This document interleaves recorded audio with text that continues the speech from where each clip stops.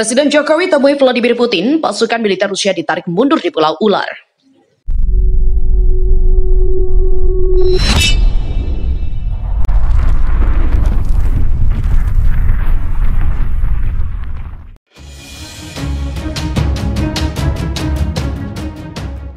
Menjelang kedatangan Presiden Jokowi untuk menemui Vladimir Putin, Rusia menarik pasukan militernya di Pulau Ular pada Kamis kemarin. Pulau Ular sendiri terletak di Laut Hitam. Pulau ini merupakan lokasi strategis dalam perang Rusia melawan Ukraina.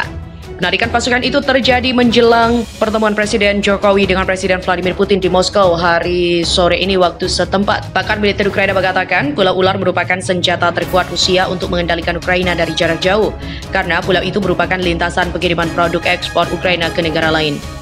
Jika pasukan Rusia berhasil menduduki Pulau Ular dan mengatur sistem pertahanan udara jarak jauh, mereka akan mengendalikan laut, darat, dan udara di bagian barat Laut Hitam dan di selatan Ukraina. Alasan Rusia tinggalkan Pulau Ular merupakan salah satu wilayah yang dikuasai militer Rusia di awal penyerangan Ukraina. Departemen Pertahanan Rusia menyebutkan alasan meninggalkan pulau yang juga bernama Pulau Minyi itu. Rusia mengungkapkan penarikan mundur pasukannya dari pulau tersebut sebagai bentuk kemanusiaan dan bukan karena serangan Ukraina.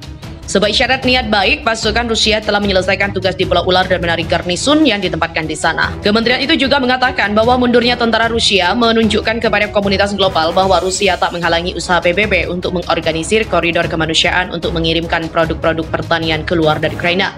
Juru bicara militer Rusia Igor Konashenkov mengatakan, dengan begitu maka Ukraina tak bisa lagi mengklaim ketidakmampuan mengekspor gandum karena kontrol Rusia di Laut Hitam. Kini tergantung Ukraina yang masih belum membersihkan garis pantai Laut Hitam, termasuk perairan pelabuhan. Sementara itu, Kepala Kantor Kepresidenan Ukraina, Andriy Yermak, juga mengakui pasukan Rusia telah meninggalkan Pulau Ular. Yermak menegaskan mundurnya tentara Rusia dari Pulau Ular berkat ketangguhan pasukan Ukraina. Mengapa gandum Ukraina penting? Statistik UN Country pada 2021 menunjukkan Indonesia berstatus importir gandum terbesar kedua dari Ukraina dengan angka 2,81 juta ton. Jumlah itu mewakili 14,49% total gandum yang diekspor oleh negeri pimpinan Zelensky. Dari segi kuantitas, Indonesia hanya kalah dengan Mesir, importir gandum Ukraina sebesar dengan angka 3,4 juta ton sepanjang 2021. Di sisi lain, Badan Pangan Dunia FAO juga menyebut kondisi perang telah menyulitkan petani Ukraina memanen gandumnya. Padahal FAO memperkirakan Ukraina sebagai penghasil gandum terbesar ke-6 di dunia dan memiliki andil dalam 10% suplai pasokan gandum global. Negara berkembang dan juga berpendapatan kecil diprediksi menjadi pihak paling berdampak atas krisis pangan jika konflik Rusia-Ukraina tak segera diakhiri. Akhirnya Rusia menyatakan negaranya siap mengakhiri serangan ke Ukraina, namun hal itu tak semata-mata dilakukan. Rusia menyebut sejumlah syarat jika ingin konflik dengan Ukraina berakhir.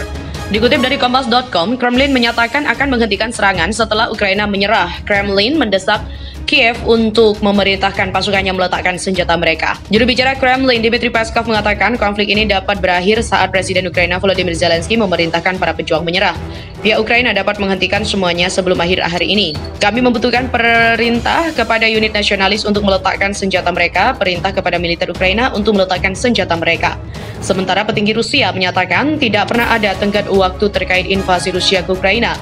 Peskov pun mengatakan mereka hanya mendapat arahan dari Presiden Rusia Vladimir Putin. Berapa lamanya invasi itu tergantung pada rencana dan tujuan Putin. Kami hanya dipandu oleh pernyataan Presiden kami Vladimir Putin bahwa operasi khusus berjalan sesuai rencana dan mencapai tujuan, kata Peskov.